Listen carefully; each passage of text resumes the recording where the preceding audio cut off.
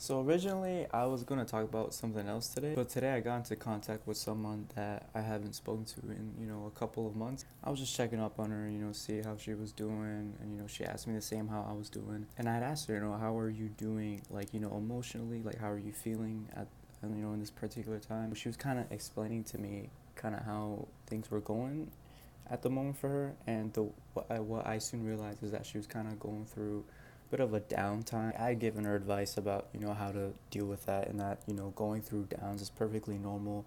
And knowing her, I know how she is, and she's a pretty strong person. She'll get through with it. And she really appreciated like the words that I'd given to her, and it was pretty great. But what I took away from that is how people go through ups and downs, and how we recover, especially from the down moments. Last week I had given a presentation for one of my psychology classes about midlife crisis. In that presentation I talked about how when you're in your 20s, you're kind of up here, and then as life goes on, you go like down here. This is around midlife, but as you get older, you come all the way up here. You become happier than you were before in your life. And it's like a normal trend, to kind of feel down, especially at moments, maybe when you're a bit older, 30, 40. And even before that, everybody has, goes through their ups and downs, and it's all about how we recover from them, because it's not something that you can avoid. Everybody goes through a down period, and when you face adversity, that's when you build the strong character inside of yourself to rebound from that, to be better from that, to build on top of that, and to be better than who you were beforehand. What I told my friend specifically, that I was really glad that she was able to identify the problems that she was facing at the moment. And that's a tip that I would give you, is that the first thing the first thing you need to do to better yourself is to be able to identify the problems at hand, and and work actively on trying to fix them. Typically when you're going through a rough time or a downtime, usually it is a bunch of like it could be a bunch of things going on, but more often than not it's just like one big problem that's at the root of the negativity that you're feeling. And for her, she was experiencing something that she had never experienced before, that was making her feel pretty down and sad. And that one big problem was branching out and causing her, to not eat that well, not sleep that well, to, exercise less. And it was kind of like affecting her in other parts of her life, other than, the way it was affecting her in just that one immediate way. But, she was cognizant of this, and she knew that it was affecting her. And, she was telling me all these different ways of how she was working on it, and how she was trying to research ways of how to deal with that particular problem, and how to better herself. And I told her, that's a really good thing that she can identify those problems, because once you can kind of figure out what's like the really main thing that's bothering you and making you feel down at the time, once you can kind of figure a way to work on that, and even solve that problem, all your other problems that come from that will start to go away, and you'll just feel so much better. Not everybody has the foresight to kind of think about what is going on with them, and being able to identify your problems. Maybe you're just someone who just feels down, you just really don't know why.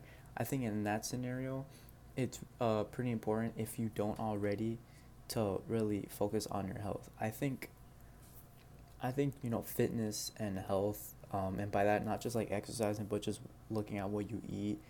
You're not being a slob and like overeating, eating snacks all the time, drinking things with a lot of sugar. Even alcohol is pretty bad if you drink it consistently. If you can, not even necessarily just cut it out completely, but if you can kind of just lower that and increase the amount of healthier foods that you intake, and just even water as well, you would see that you feel so much better, and you'd have so much more energy. People might think, I don't need energy, I'm not gonna go run or do anything active. But just because you're not that active, it doesn't mean that you shouldn't want to feel great. Part of being energized and having energy is that you just feel so much better in general. You just feel less stress. At things that bother you don't bother you as much, because you're just so focused and in tune on yourself, and you just feel so much better, and you just feel great, and you can kind of just have more energy and just doing things that you would do normally in your daily life. For example, if you work at an office, a desk job, and you're just tired, it's just this mundane job you're always doing, and if you had more energy, you can kind of just get through it quickly, get on with your day, and just just have so much more energy working on things that you already do, but just do it so much more better and more efficiently.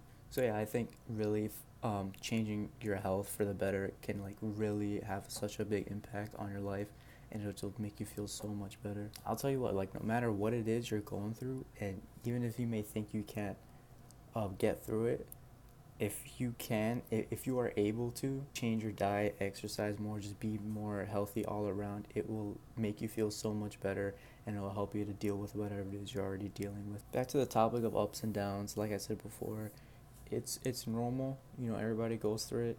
You don't want to be thinking to yourself like, oh my god, like I'm clinically depressed, or you know what's wrong with me and this and that. Like there's nothing wrong with you. Like that's just life. Life throws you crazy things that sometimes that you would have never thought of or expected, and you always want to be confident in yourself, in your ability to get through it and be able to get through anything in your life, because if you feel like you can't get through to something, then you won't. If you don't have that belief in your mind that you can get through this, that you can get this, you can get that, then you're not going to get it, because at the end of the day you're your own worst enemy, and you're competing against yourself. You know, you want to ask yourself, do you want to let, you know, the current version of you that, you know, is feeling down and not as great and happy as they can be win, or do you want the version of you that you see yourself being way better than you currently are win? You can always make a decision to be whoever you want to be, and you're not bound by things that go on in your life. You can always change.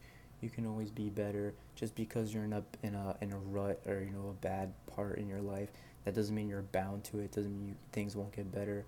If you want things to get better, then you have to make them get better.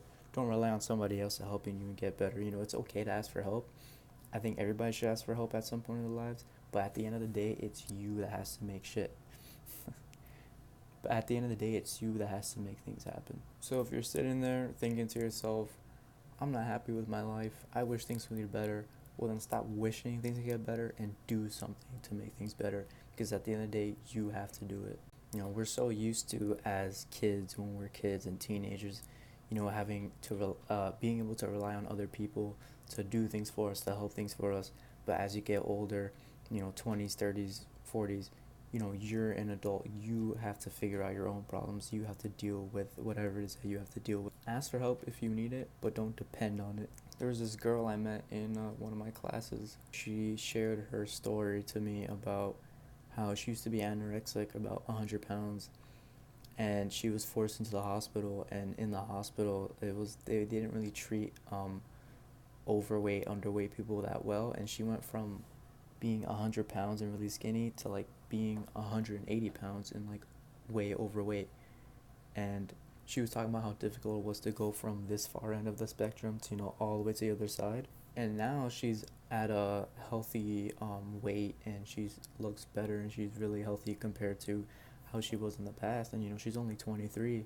And I think to myself, she must have gone through a lot at an earlier age, and you know, and she got through that, and she came out on top, and she's so much better now than she was before. Keep in mind, this is someone that I just met. Like I don't really know this person that well, but I can already see like how much she must have progressed and how much better she is now than she was back then.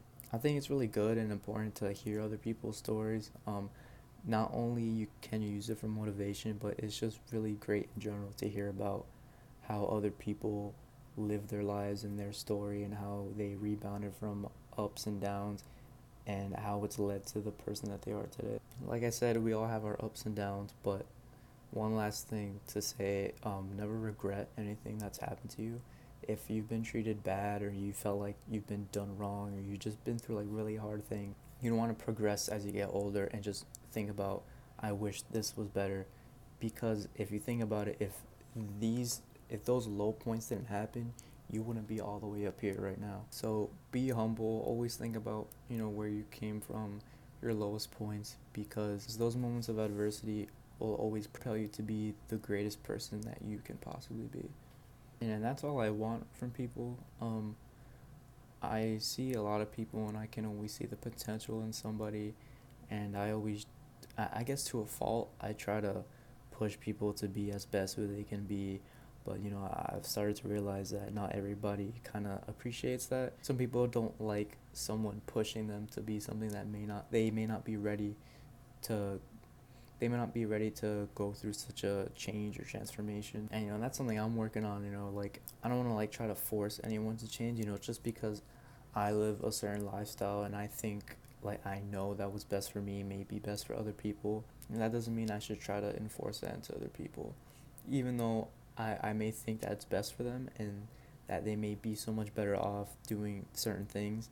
It's not for me to decide how other people live their lives. I can only give advice and suggestions, but I shouldn't try to, force anything to happen. That girl I was talking about initially, who was telling me, who I was catching up with, an old friend. I was telling her, about just how much change I've gone through recently. She was pretty proud of me, and one thing that really stood out to me is that she was proud of the fact that I was focusing on myself rather than focusing on other people. She observed me she knew me at a younger age when I used to always kind of put myself second, and I would always put other people before me because I was I get not really much of a people pleaser, but I just really enjoyed doing things for other people. And now I'm at a point where I'm doing things for myself and I'm really focusing on myself, and I put myself first, and other people are kind of not as much of a priority as they were before. That's something that I realize now from her telling me that. And I think it's important to put yourself first. And that doesn't mean you should be selfish, but sometimes you kind of have to be.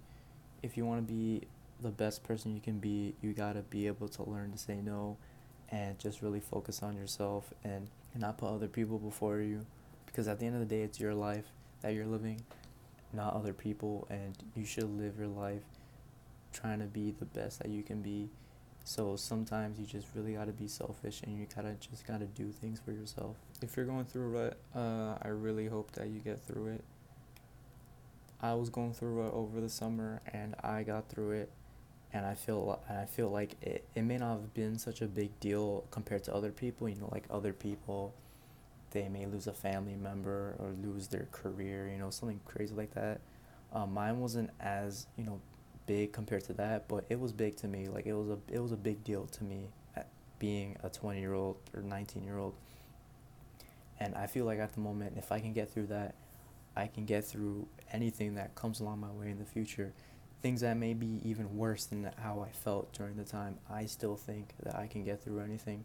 And once you feel like you can get through anything and you can be on top of everything, then you're so much more ahead in life and you really can get through anything.